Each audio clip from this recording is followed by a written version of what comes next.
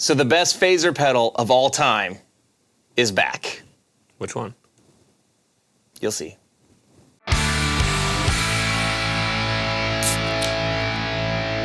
So I thought it was funny that we were doing Gear and Beer this week, and we just picked up random pedals to mess with, and I picked up this pedal that we've got here from Screddy. I bought a bunch of them in this auction a year ago, and there was this pedal called the Little Miss Sunshine that I didn't know what it was when I plugged it in, and it turned out to be a phaser. And we were talking about phasers, and I said, like, you know, my favorite phaser pedal, you know, laughably to most people, is this Ross phaser pedal that I got back in the 90s. It's from the 80s. I always thought it was just because Ross is your middle name. Well, there's that. No, man, I bought this pedal.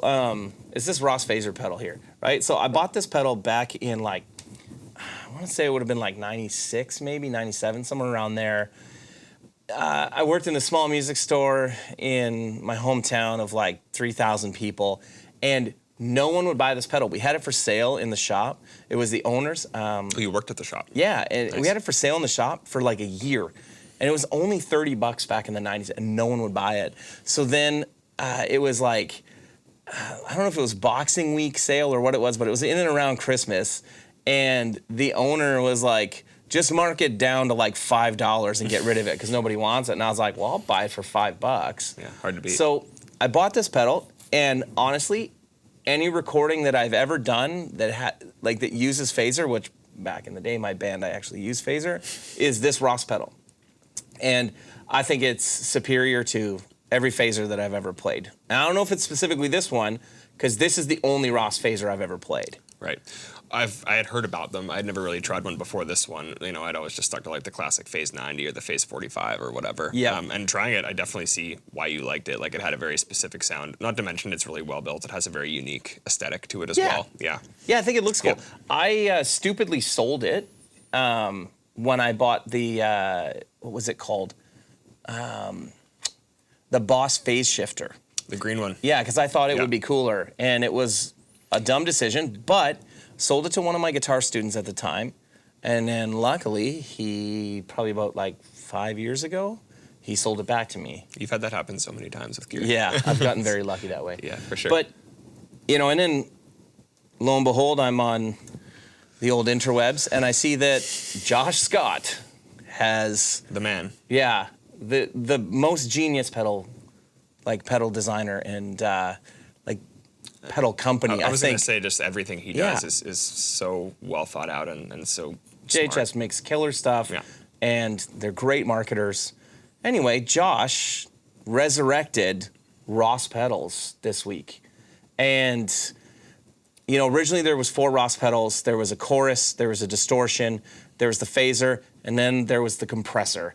And the original compressors are insanely sought after. It was crazy looking on Reverb because like we saw that and we're like, well, what are these things going for? And like most of them are like $200, $300, and you look at the compressor and they're going for like over $1,000 on Reverb. Yeah. And that was after their kind of rebrand too, because their initial run, they actually got handed a cease and desist because it was like their phaser was really similar to the Phase 90 or their Phase 45 or whatever, and then they rebranded and that became their like really successful line that is still sought after, you know? Yeah, I was on Reverb like right after I saw that he relaunched it because I was like, man, I want to pick up the other pedals before they get to be way too expensive. Before they get bad monkey. And then I was like, oh man, like the compressor's $1,000.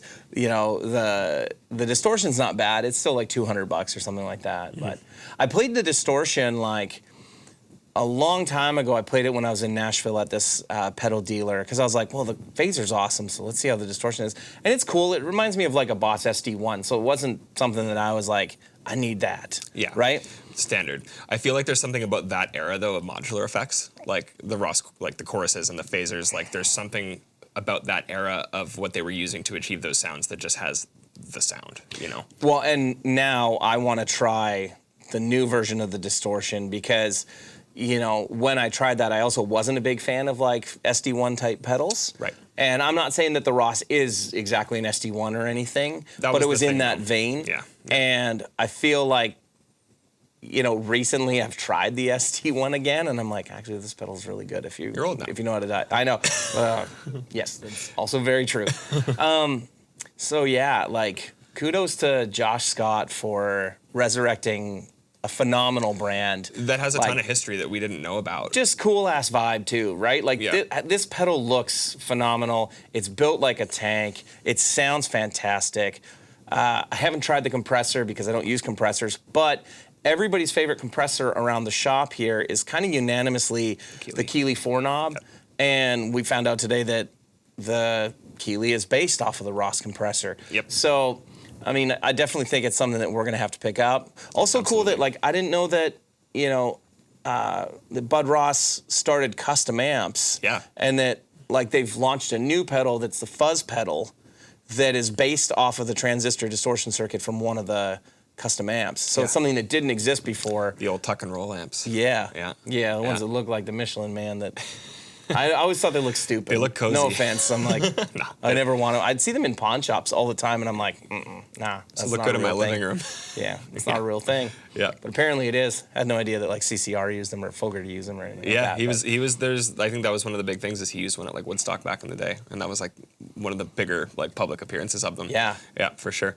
And also cool that JHS is based close to where Ross was based. It's kind of like bringing it home too, like if there's a brand to do that, it's absolutely JHS. So tip of the hat to Josh Scott for this move. I'm excited to try the new iterations of them. I'm gonna have to pick them up and maybe we'll mess with them on Gear and Beer. Yeah, try them on the stream. Yep. Awesome. So, hey, don't forget to like and subscribe and ring the bell and all that fun stuff, and we'll see you next time. See you next week.